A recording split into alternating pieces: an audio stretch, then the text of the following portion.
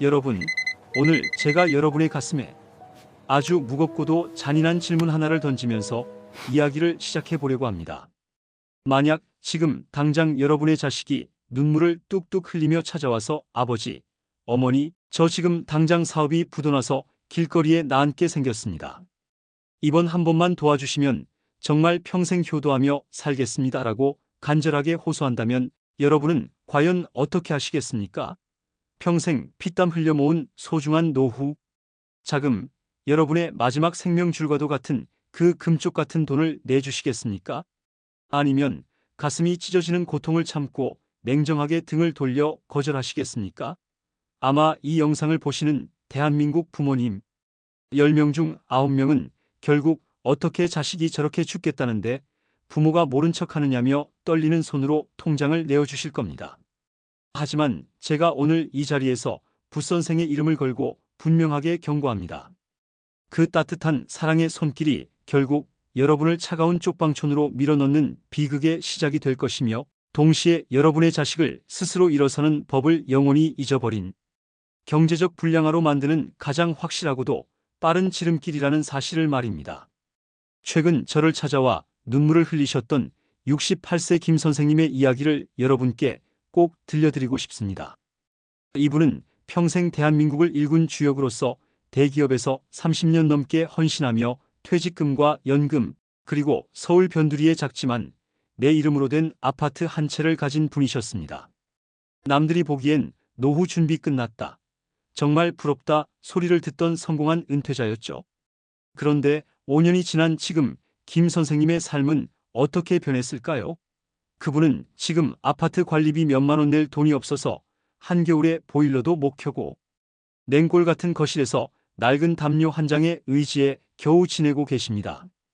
왜 이런 일이 벌어졌을까요? 하나뿐인 아들이 사업 자금이 모자라다고 할 때 퇴직금을 헐어주고 손주가 태어났는데, 며느리 전세금 부족하다고 할 때 아파트를 담보로 대출을 받아 하나씩 내준 결과입니다. 결국 본인의 마지막 생명줄이자 방어선이었던 자산들이 자식의 구멍난 주머니로 다 빠져나간 겁니다.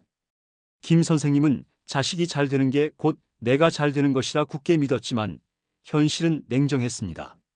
아들의 사업은 결국 무너졌고 면목이 없어진 자식은 부모님께 연락조차 뜸해진 비참한 상황이 되어버렸습니다. 김 선생님은 지금도 매일 아침 빈속에 맹물을 마시며 자식의 전화를 기다리지만 휴대전화는 고요하기만 합니다. 여러분, 자식에게 조건 없이 퍼주는 돈은 결코 사랑이 아닙니다. 그것은 때로 가장 잔인한 독약이 될 수 있습니다.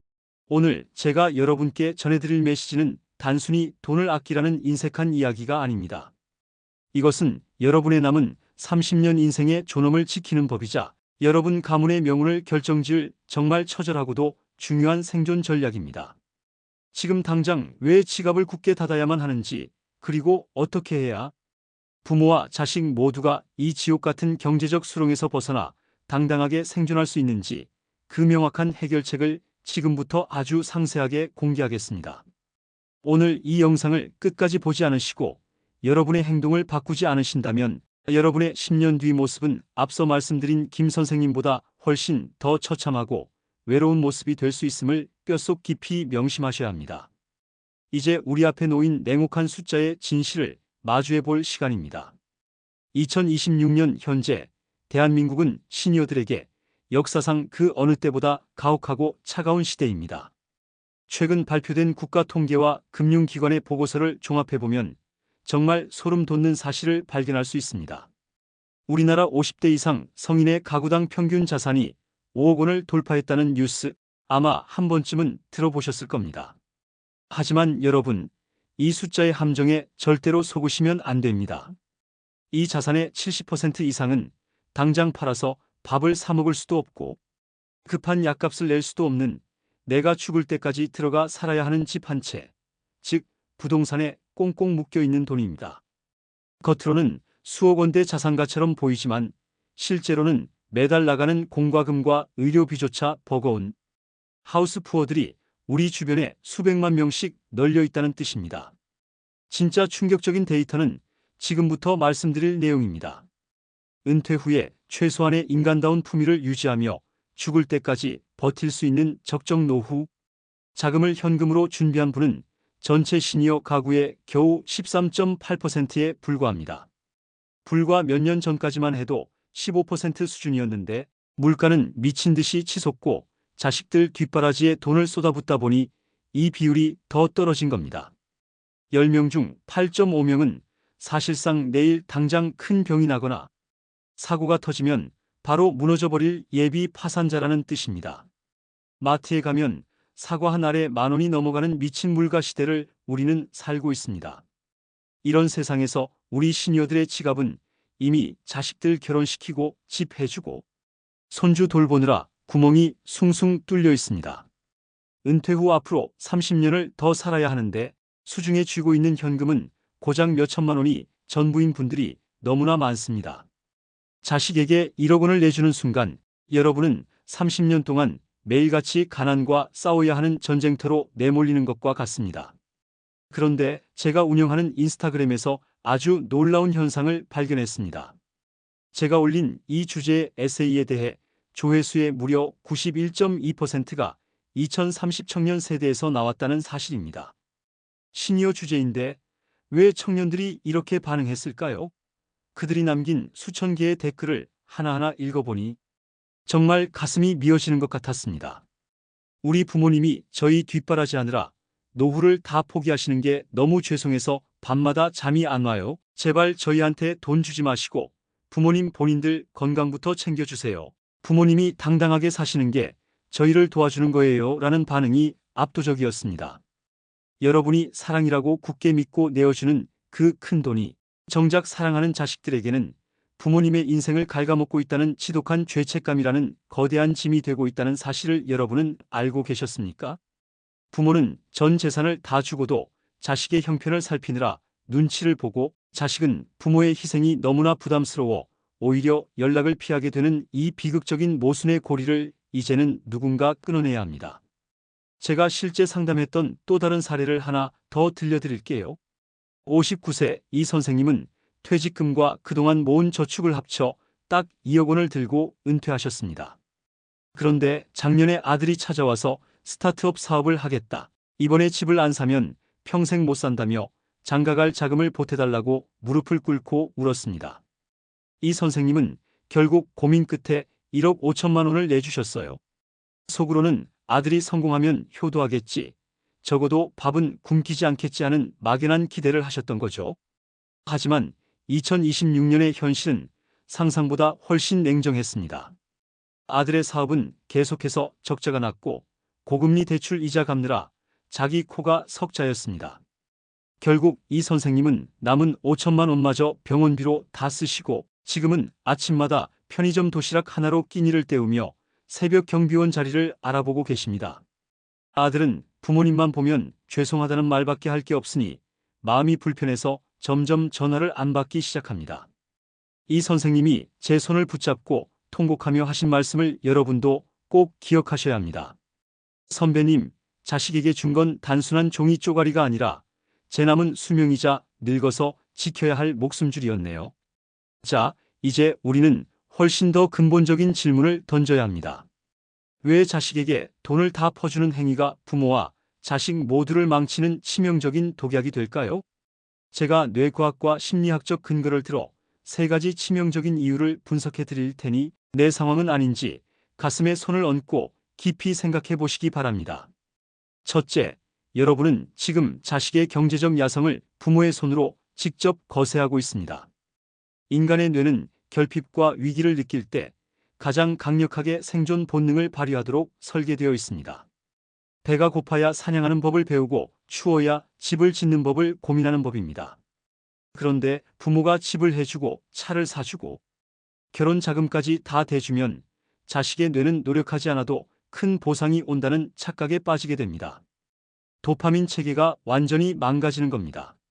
스스로 어려움을 뚫고 일어설 수 있는 경제적 근육을 키울 기회를 부모가 돈으로 빼앗아버린 셈이죠.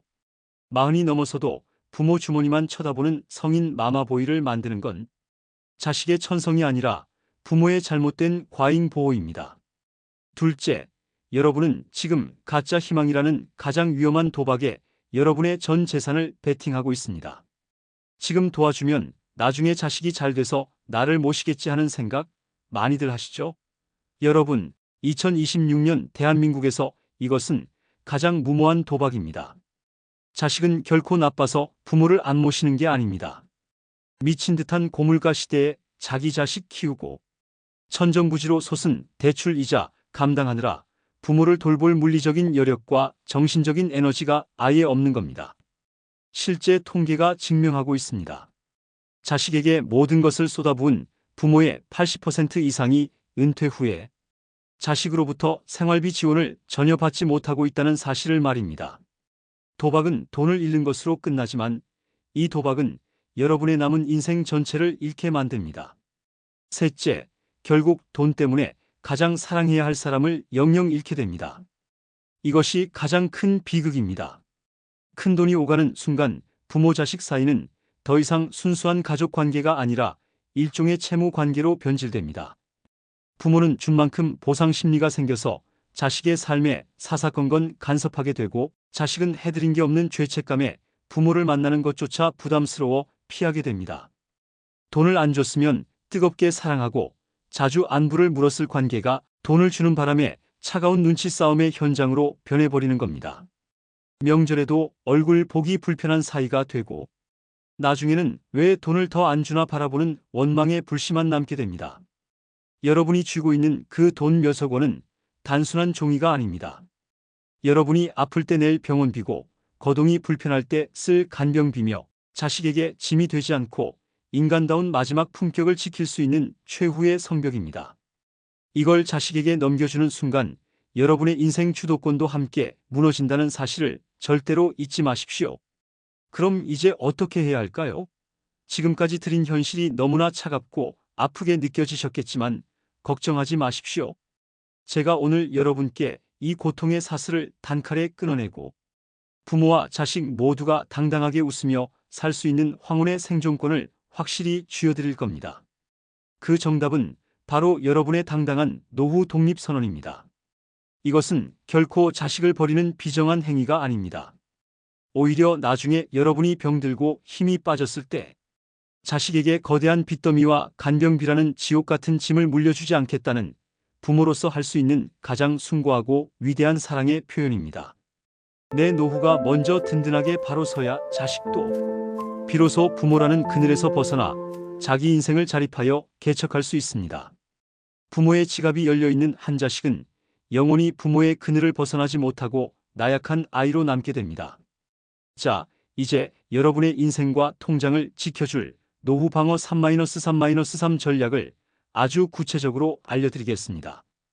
첫 번째 단계는 자식과 경제적 휴전을 선포하고 공식적으로 면담하는 것입니다. 어느 날 갑자기 돈 안 준다고 하면 자식은 배신감을 느낍니다. 그러니 가족 식사 자리에서 웃으며 명확하게 선언하십시오. 얘들아, 엄마 아빠가 우리 노후를 위해 공부를 좀 해보니까 우리가 100세까지 품위 있게 살기 위해 필요한 최소한의 생명줄이 이만큼이더라. 이건 우리가 너희에게 나중에 경제적 짐이 되지 않기 위해 절대로 건드리지 않기로 약속한 돈이니 앞으로 너희가 결혼하거나 집을 살 때 필요한 자금은 너희 스스로 계획을 세워라라고 말입니다. 이렇게 미리 심리적 가이드라인을 쳐두어야 자식도 부모의 돈을 자기 자산인 양 착각하지 않습니다. 자식의 실망은 잠시지만 여러분의 파산은 영원하다는 것을 기억하세요. 두 번째 단계는 자산의 명의와 권리를 죽을 때까지 사수하는 것입니다. 재산권은 늙은 부모의 마지막 권위 그 자체입니다. 세금 아끼겠다고 미리 증여했다가 자식 눈치 보며 용돈 구걸하는 것만큼 비참한 노후는 없습니다. 집은 반드시 마지막 순간까지 여러분 명의로 두십시오. 현금이 부족하면 주택연금을 활용해 내 집에서 내가 번 돈으로 당당하게 노후를 즐기십시오. 자식에게 손 벌리지 않는 부모가 세상에서 가장 멋지고 존경받는 부모입니다. 주택연금은 자식에게 물려줄 유산이 아니라 여러분이 당당하게 써야 할 여러분의 땀의 대가입니다. 세 번째 단계는 현금 대신 생존 근육을 유산으로 물려주는 것입니다. 자식이 큰 돈이 필요하다고 할 때 덥석 내어주지 마시고 그 돈으로 함께 경제 공부를 하십시오. 내가 무조건 돈을 줄 수는 없지만 너와 함께 종잣돈을 모으고 투자를 공부해서 자산을 불리는 법을 고민해 보겠다라고 말씀하십시오. 물고기를 입에 넣어주는 게 아니라 물고기 잡는 법을 함께 고민하는 것. 그것이 여러분의 노후 자산도 지키고 자식의 앞날도 진정으로 살리는 유일하고도 지혜로운 길입니다. 자식이 땀 흘려본 10,000원의 가치를 알게 하는 것. 그것이 1억 원을 그냥 주는 것보다 100배, 1000배 가치 있는 유산입니다. 여러분, 지금까지 제 이야기를 들으면서 속으로 이런 생각하셨을 겁니다. 붓선생, 말은 참 쉽네. 그런데 자식이 당장 대출 이자 때문에 죽겠다는데 손주 학원비가 없어서 쩔쩔매는데 부모가 어떻게 모른 척해? 그건 사람이 아니지라고 말이죠. 네, 저도 자식 키우는 부모입니다. 내 자식이 힘들어하는데 외면하는 게 얼마나 가슴 찢어지는 일인지 잘 압니다. 하지만 제가 이 시점에서 정말 뼈아픈 질문 하나만 던질게요. 여러분이 지금 그 소중한 돈을 주면 과연 자식의 문제가 영원히 해결될까요? 냉정하게 보셔야 합니다. 지금 여러분의 노후 자금으로 자식의 급한 불을 끄는 건 비유하자면 구멍난 배에 물을 바가지로 퍼내는 것과 같습니다. 당장은 배가 안 가라앉는 것 같아 안심되시겠지만 결국 그 배는 나중에 더 큰 바다 한복판에서 여러분과 자식을 한꺼번에 집어삼키게 됩니다. 여러분이 몸져 누웠을 때 당장 수술비가 없어서 자식에게 얘야, 나 수술해야 하는데 돈 좀 있니라고 구걸하듯 손을 내미는 여러분의 모습을 상상해 보세요. 그때 자식이 아버지, 어머니, 저희도 애들 키우느라 돈 없어요. 죄송해요라고 울면서 대답하면 그땐 어떻게 하실 건가요? 지금 여러분이 거절하는 건 매정한 게 아닙니다. 나중에 자식에게 간병비나 생활비라는 거대한 지옥 같은 짐을 지우지 않기 위한 부모로서 할 수 있는 마지막 결단입니다. 부모가 당당하게 서 있어야 자식도 마음 편히 자기 인생을 개척합니다. 여러분은 자식의 현금 인출기가 아니라 자식의 영원한 정신적 지주가 되어야 합니다. 자, 여러분. 긴 시간 동안 제 이야기를 끝까지 들어주셔서 정말 감사합니다. 이제 영상을 다 보셨다면 지금 이 순간 여러분의 노후를 위해 딱 3가지만 실천합시다. 첫째, 지금 바로 종이와 펜을 꺼내 내 생존 자금을 적어보세요. 자식에게 줄 수 있는 돈이 아니라 내가 죽을 때까지 품격 있게 살기 위해 절대로 건드리면 안 되는 돈이 얼마인지 냉정하게 계산해 보세요. 그 숫자가 바로 여러분의 생명선입니다. 둘째, 오늘 저녁 자식에게 이 영상을 슬쩍 공유하세요. 말하기 껄끄러우시죠? 그럴 땐 이 영상을 빌리세요. 이거 보니까 우리 부모 자식 관계를 위해 꼭 필요한 내용이더라. 너도 한번 보고 우리 같이 고민해보자라고 툭 던지세요. 부모와 자식이 함께 봐야 이 지독한 사슬이 끊어집니다.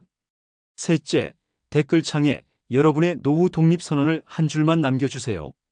나는 내 노후를 지켜 자식에게 당당한 부모가 되겠다라고 선포하세요. 여러분의 그 한 줄이 비슷한 고민을 하는 수많은 시니어분에게 엄청난 용기와 힘이 됩니다. 여러분, 자식은 우리 인생의 귀한 손님입니다. 손님에게 안방까지 다 내주고 주인은 길거리로 낳는 어리석은 집주인이 되지 마십시오. 여러분의 안방을 굳건히 지키십시오. 그래야 자식이 삶에 지쳤을 때 언제든 돌아와 쉴 수 있는 따뜻한 고향 같은 부모님이 남는 법입니다. 오늘 이 영상이 도움이 되셨다면 구독과 좋아요로 저 붓선생을 응원해 주십시오. 저는 다음에도 여러분의 가슴을 시원하게 뚫어줄 더 날카로운 통찰과 해결책으로 찾아뵙겠습니다. 여러분의 당당하고 화려한 노후를 제가 끝까지 응원하겠습니다. 구독, 좋아요는 힘이 넘치는 응원입니다. 감사합니다.